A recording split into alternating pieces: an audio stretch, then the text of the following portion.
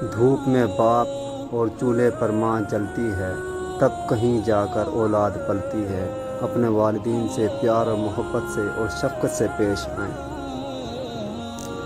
توبہ کا دروازہ کھلا ہے، اس سے بڑی خوشخبری اس دنیا میں کوئی نہیں۔ رسول اللہ صلی اللہ علیہ وسلم نے فرمایا، جس نے مجھ پر ایک بار درود بھیجا، اللہ تعالیٰ اس پر 10 بار رحمت نازل فرمائے گا۔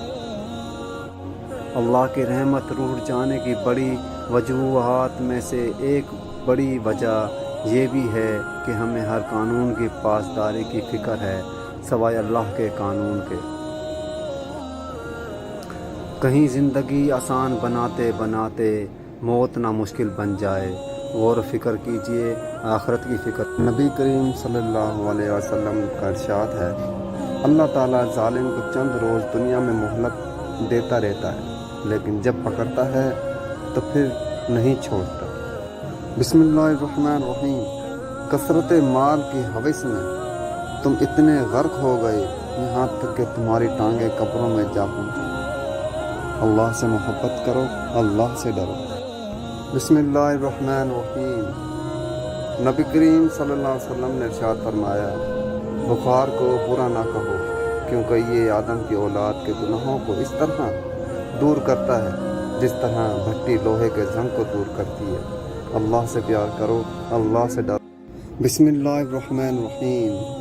رزق کی فکر نہ کرو، یہ اللہ تعالیٰ کی ذمہ داری ہے۔ آخرت کی فکر کرو، یہ تمہاری ذمہ داری ہے۔ اللہ تعالیٰ ہمیں کفر و شرک سے بچائے اور ایمان کی موت دے، آمین۔ بسم اللہ الرحمن الرحیم۔ اور مشرکین میں سے نہ ہو جانا جنہوں نے اپنے دین کو ٹکڑے ٹکڑے کر ڈالا اور گروہوں میں بٹ گئے۔ ہر گروہ اسی میں مگن ہے جو کچھ اس کے پاس ہے۔ اللہ تعالیٰ ہمیں کفر و شرک سے بچائے، آمین۔